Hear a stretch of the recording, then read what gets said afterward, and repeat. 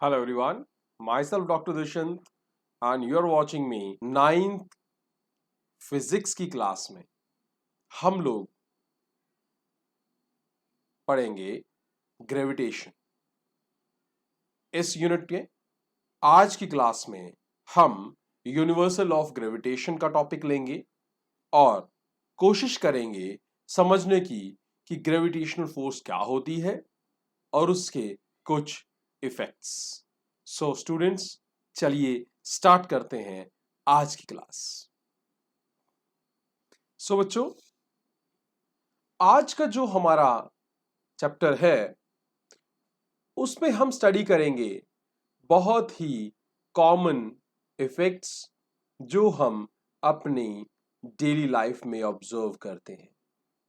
सो हमारा चैप्टर जिसका नाम ग्रेविटेशन है, उसमें सबसे पहले हम पढ़ने की कोशिश करेंगे एक फोर्स को जिसका नाम है gravitational force.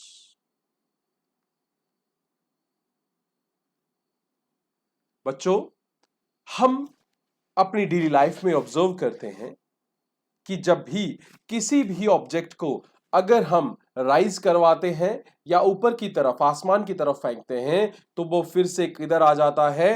That moves back towards the surface of अर्थ। ये हमारी ऑब्जर्वेशन है। न्यूटन ने भी ये ऑब्जर्वेशन माइन्यूटली ऑब्जर्व की और उन्होंने एक चीज डिराइव की कि कोई भी दो बॉडीज जिनका मास होता है वो एक दूसरे को अट्रैक्ट करती हैं, but depending upon the quantity of the mass, quantity of the matter, the force is there. मतलब जिसका मास ज्यादा होगा वो ज्यादा फोर्स लगाएगा और जिसका मास कम होगा वो कम फोर्स लगाएगा। सो सबसे पहली बात जो न्यूटन ने ऑब्जर्व की और लेटर ऑन डिफाइन की in the form of gravitational force, वो ये है कि ग्रेविटेशनल फोर्स वो फोर्स है that acts between two bodies having certain masses। Means it is a force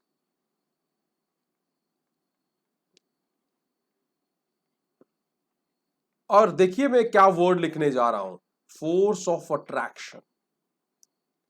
ये कभी भी रिपल्सिव नहीं होती between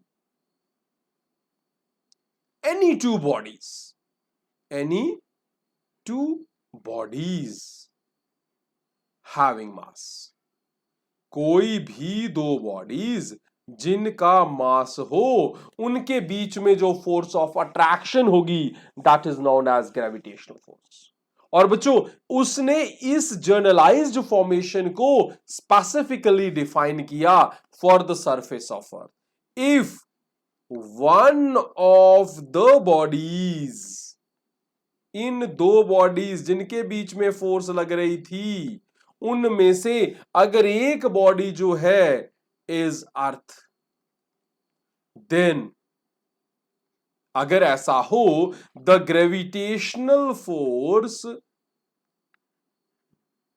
the gravitational force is known as, बच्चों, इज नाउन एज ग्रेविटी। तो क्या कहेंगे उसको? हम ग्रेविटी कहेंगे। तो ग्रेविटी कोई अलग सी चीज नहीं है। ग्रेविटी ग्रेविटेशनल फोर्स का ही एक नाम है। बट कब? जब वो ग्रेविटेशनल फोर्स अर्थ लगा रही हो किसी भी दूसरे ऑब्जेक्ट पे।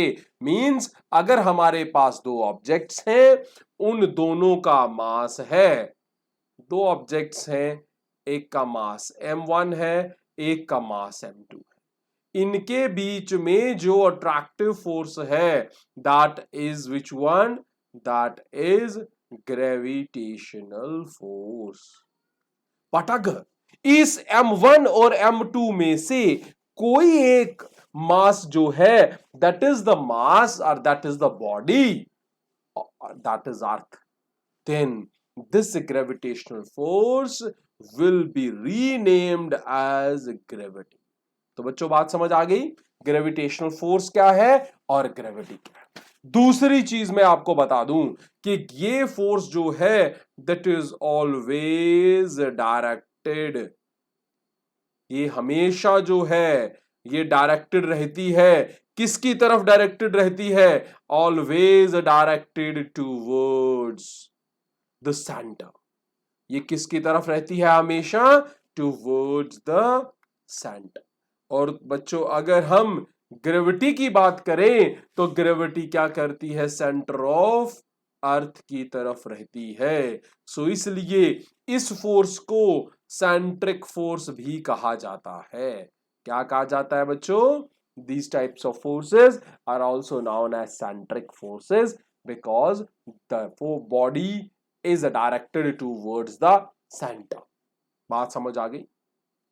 तीसरी, ये फोर्सेस लॉन्ग रेंज होती हैं, मींस बहुत दूरी तक ये फोर्सेस एक दूसरे पे अप्लाई होती हैं। इसका सबसे बड़ा एग्जाम्पल अर्थ और सन है।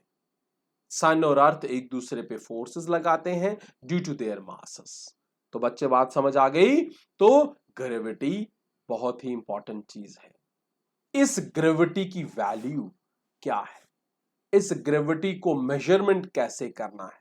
इस ग्रेविटी का मैग्नीट्यूड कितना है और डायरेक्शन कितनी है? That is given by the universal law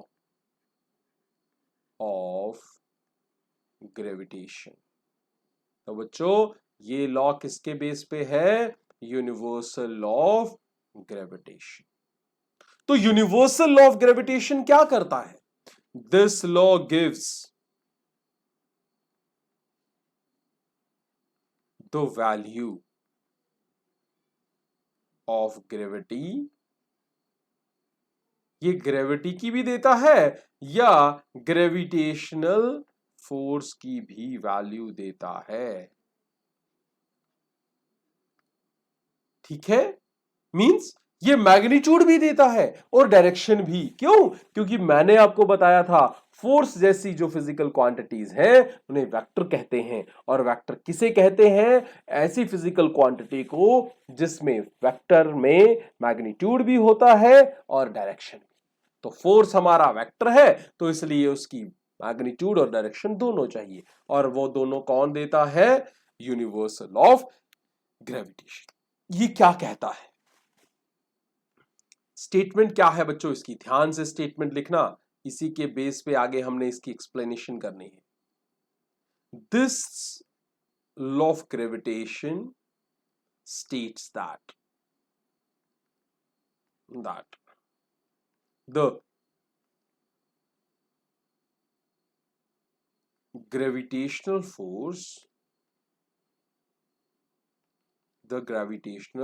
force is directly dependent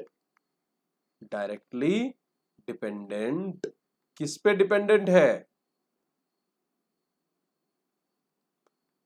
on the product. किस पे डिपेंडेंट है? On the product of masses of the object. जो ऑब्जेक्ट जिनके ऊपर फोर्स ऑफ अट्रैक्शन लग रही है उन दोनों के मासेस ले लो, उनका प्रोडक्ट कर लो, उसके डायरेक्टली प्रोपोर्शनल है एंड इज इनवर्सली प्रोपोर्शनल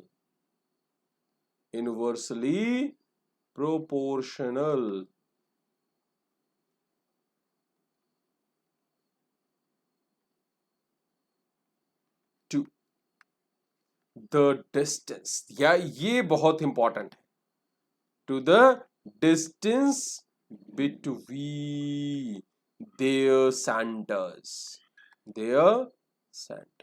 ये बहुत इंपॉर्टेंट टर्म, बहुत इंपॉर्टेंट लाइन है कि मास तो दोनों का ले लिया, दो ऑब्जेक्ट्स हैं, दोनों का मास आपने ले लिया, उनकी वैल्यूज ले ली, बट उनके सेंटर के बीच का डिस्टेंस लेना है।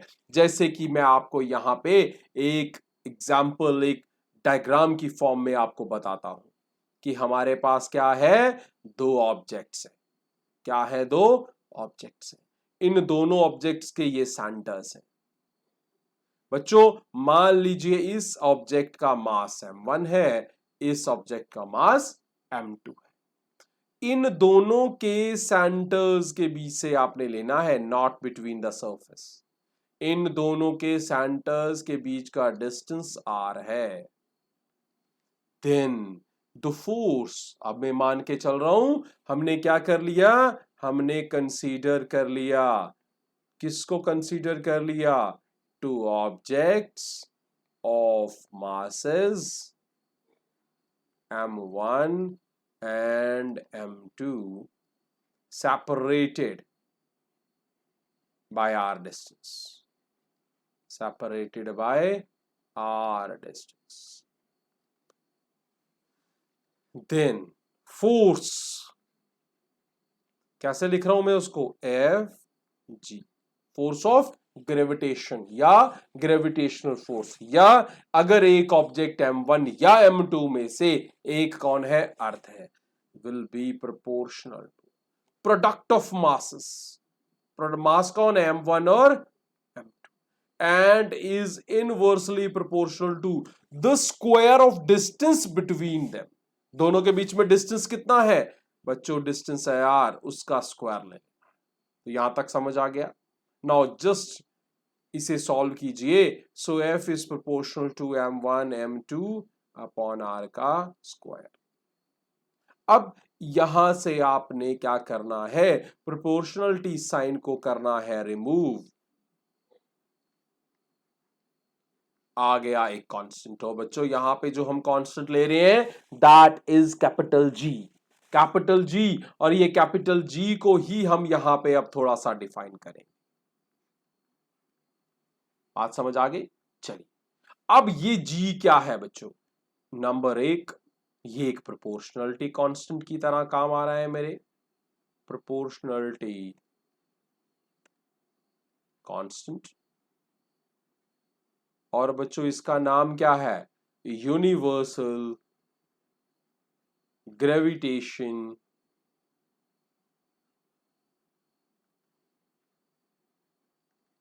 कांस्टेंट।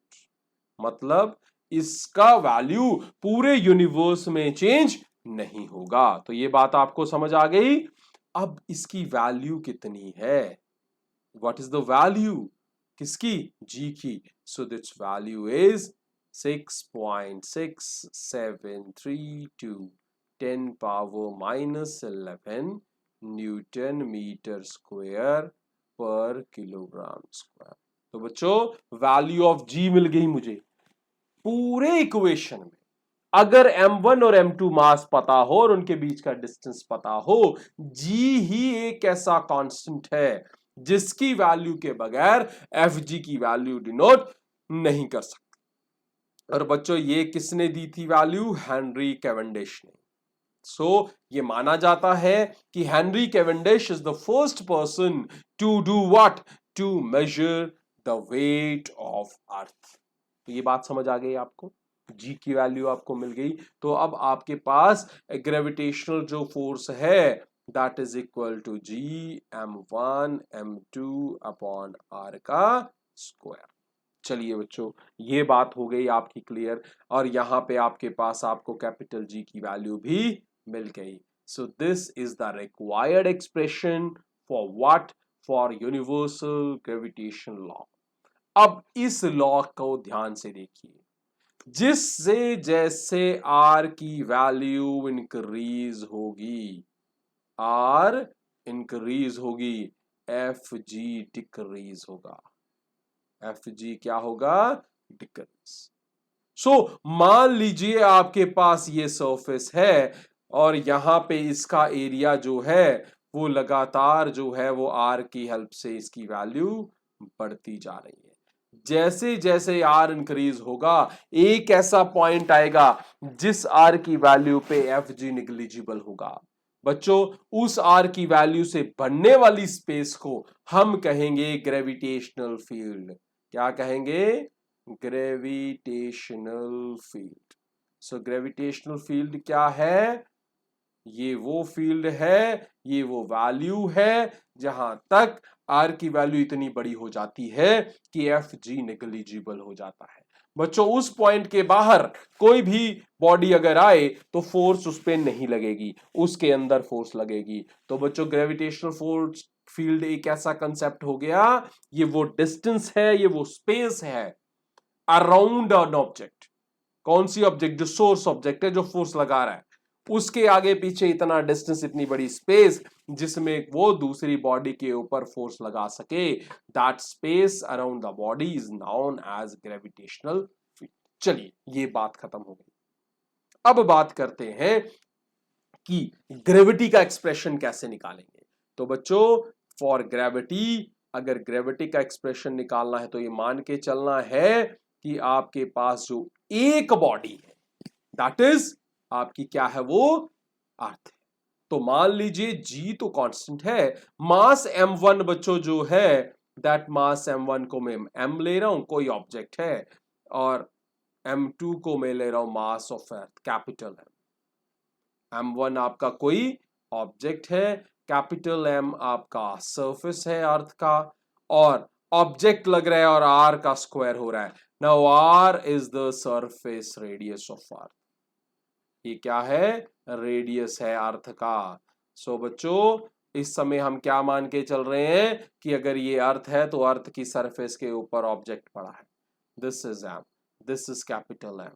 दोनों के बीच का डिस्टेंस कितना है? Capital R। ध्यान रहे ये कैपिटल R ऑब्जेक्ट्स के बीच का डिस्टेंस नहीं है, this capital R is the distance between the centres of the objects. बात समझ आ रही है? तो ये आपके पास वैल्यू आ गई।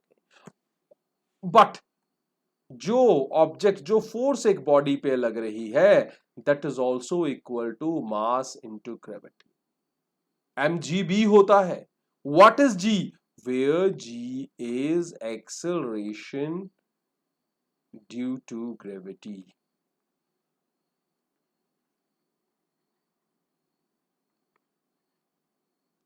बच्चों क्या होता है एक्सेलरेशन ड्यू टू ग्रेविटी? सबसे बड़ी बात तो यह है, एक्सेलरेशन तो आप लोगों ने पढ़ लिया, you have well studied the value of acceleration, the concept of acceleration. Now what is this acceleration due to gravity? तो बच्चों जब भी आप किसी ऑब्जेक्ट को किसी हाइट से नीचे ड्रॉप करते हैं, only under the action of gravity, कोई भी एक्सटर्नल फोर्स नहीं लगानी। मैंने ये पेन पकड़ा है, इस पेन को मैं छोड़ दूं, मैंने इसको नीचे नहीं फेंका, मींस फोर्स मैंने नहीं लगाई। उस समय ये क्या कर रहा है? इसको कौन नीचे खींच रहा है? मैंने तो इसको छोड़ा था बस। नीचे किसने खींचा? नीचे खींचा इसी अर्थ के सेंटर ने। तो that concept, that is gravity. और उस समय ये एक्सटर्नल किसी भी फोर्स के इंपैक्ट में नहीं था, that was only under the action of gravity. तो जिस समय कोई भी ऑब्जेक्ट अर्थ के सेंटर की तरफ मूव कर रहा हो और वो सिर्फ एक्शन ऑफ ग्रेविटी पे हो, उस समय हम कहेंगे जो उस बॉडी का एक्सेलरेशन है, that acceleration is value of g। So ये स्मॉल g से कहते हैं, तो that is acceleration due to gravity. और बच्चों इसकी वैल्यू है 9.8 मीटर पर सेकेंड। अब आप कहोगे सर ये कहां से आया? सो बच्चों अभी ऊपर देखिए ध्यान से, मैंने दो एक्सप्रेशंस निकाले फोर्सेस के। First one is GMM upon R का स्क्वायर। दूसरा एक्सप्रेशन बच्चों अभी आपने बताया मुझे, that is mass into gravity. Force किसके बराबर होती है? M into A। बट यहां पे A को कौन रिप्लेस कर रहा है? Your A is replaced by G, क्योंकि उस समय फोर्स एक्सटर्नल फोर्स होती थी, यहां पे एक्सटर्नल फोर्स नहीं है, फोर्स ऑफ ग्रेविटी है। So Fg is equal to mg। बच्चों इन दोनों कंसेप्ट्स को करो equate, means mg is equal to gm capital M upon R का स्क्वायर। दोनों तरफ बच्चों स्मॉल m है, तो आपके पास आ गया g की वैल्यू gm अपॉन R का स्क्वायर। सो बच्चों g की वैल्यू मैंने आपको बता दी।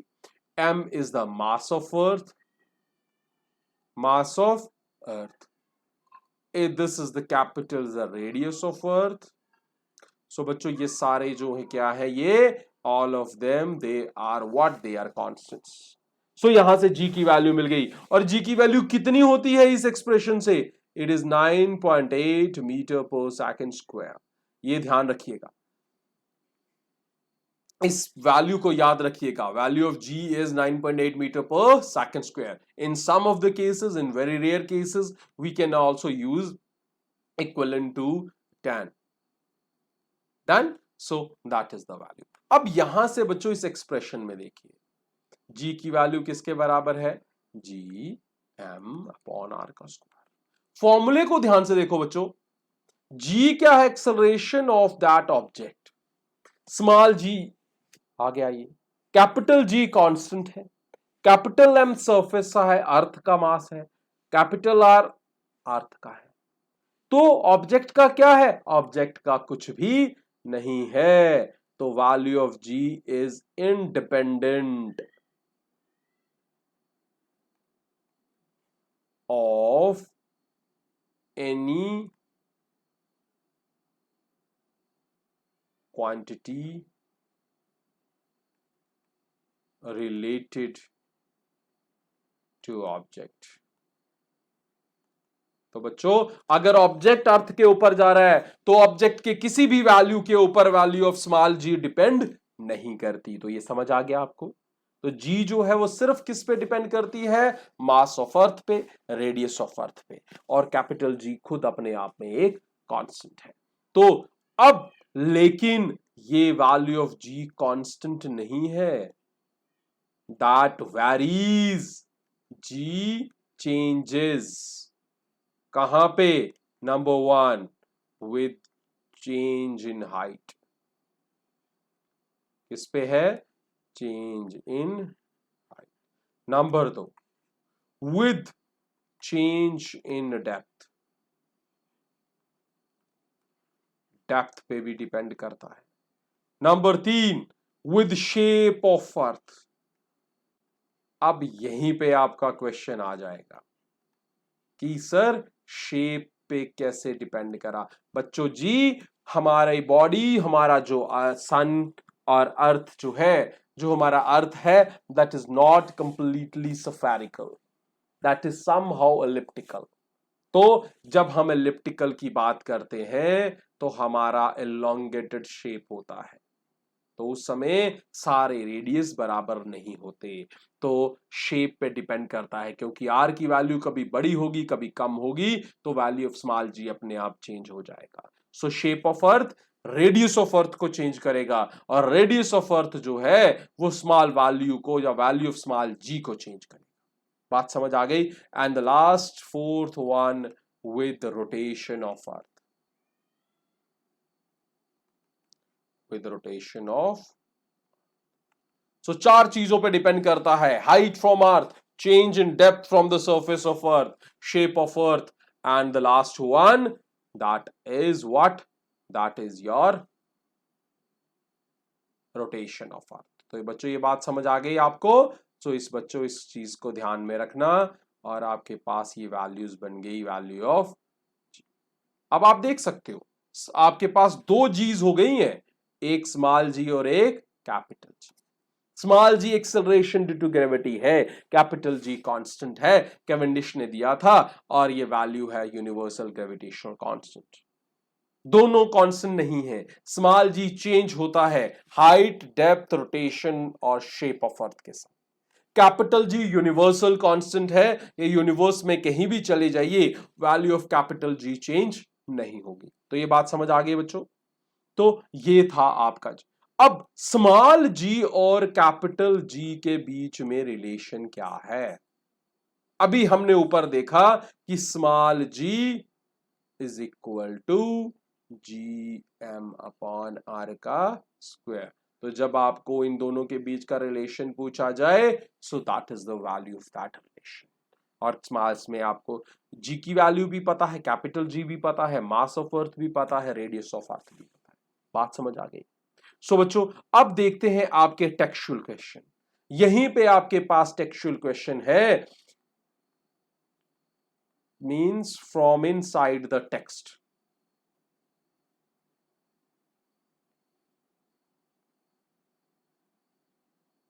पहला क्वेश्चन ही यही है, what is the statement of universal of gravitation. तो बच्चों मैंने अभी ऊपर बताया क्या स्टेटमेंट है, this law states that, what does it state? The value of the gravitational force that is directly proportional to the product of the masses and inversely proportional to the square of the distance between the center. पहला question है आपका, give the statement.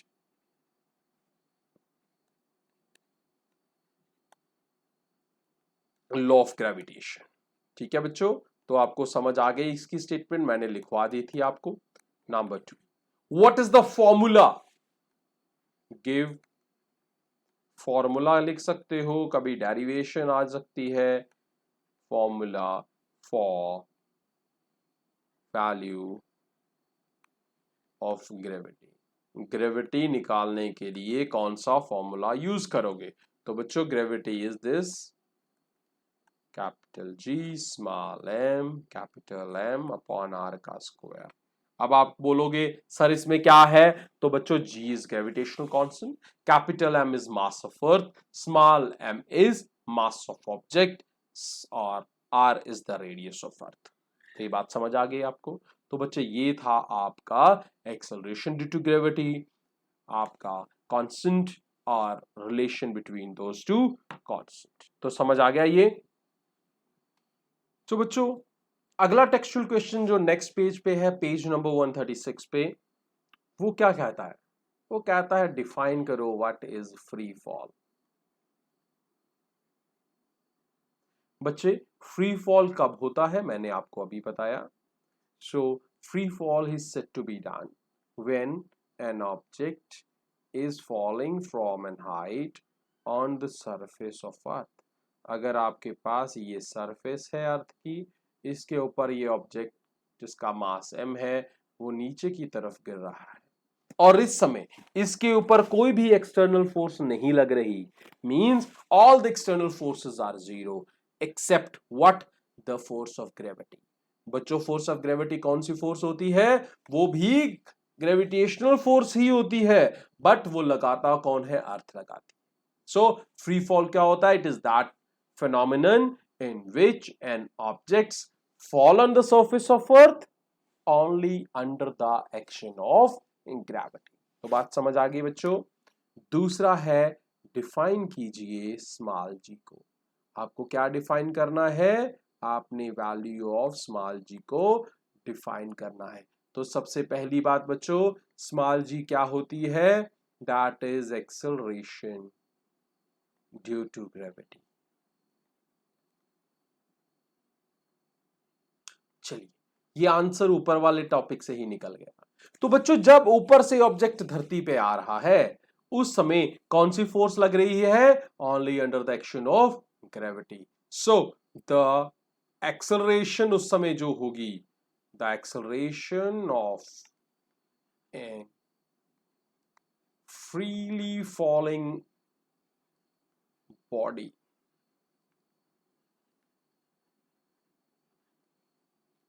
under the action of gravity.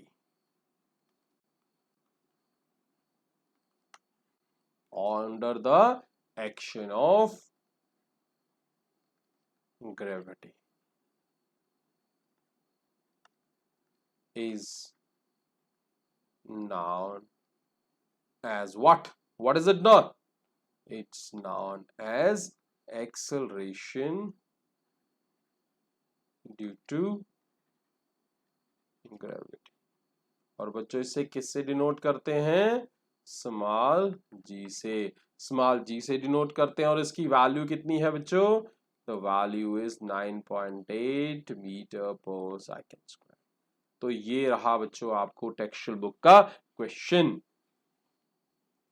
सो बच्चे एक बहुत ही important relation है दो बड़े ही important loss के बीच में, that is Newton's third law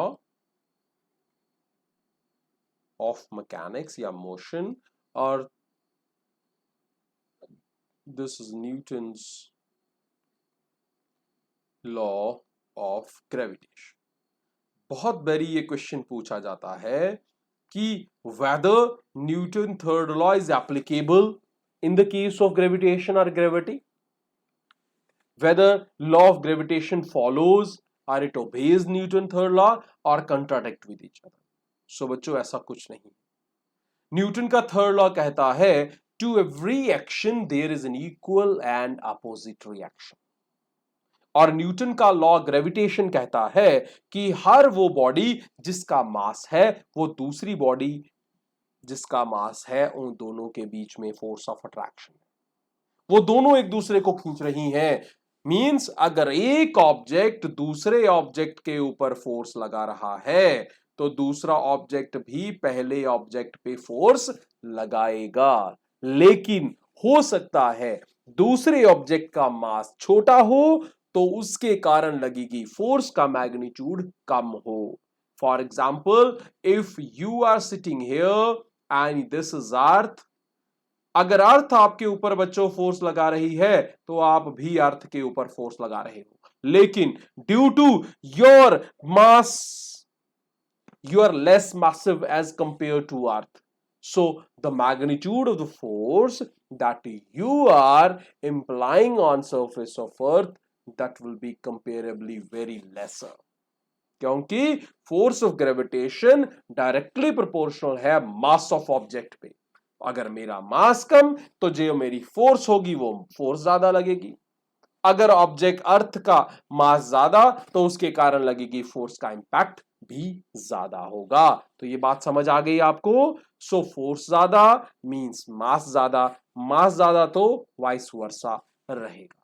so ये था न्यूटन थर्ड लॉ भी फॉलो करता है gravitation law, just the reason is that due to what, the less value of mass, the impact, the magnitude is lesser. बात समझ आ गई। अब ये बच्चों ग्रेविटेशन जो है, ये ग्रेविटी या ग्रेविटेशनल फोर्स जो है, इसकी इंप्लीकेशन, इसकी यूटिलिटी कहां है, कहां इसके यूटिलाइजेशन है। सो बच्चों अगर आप देखो तो ग्रेविटेशन का ही सारा बोलबाला है। कोई भी चीज जो हमारे सराउंडिंग में है that is stable only due to gravitational force. You are walking on the surface of Earth due to gravitational force. Sun is attracting surface of earth, that is due to gravitational force. Earth is revolving around the sun, that is due to gravitational force. Our solar system is balanced, is in equilibrium, that is only due to gravitational force. So बच्चों उम्मीद है आपको आज की class के topics समझ आए होंगे। So please be with me. Enjoy physics. Goodbye. See you in the next class.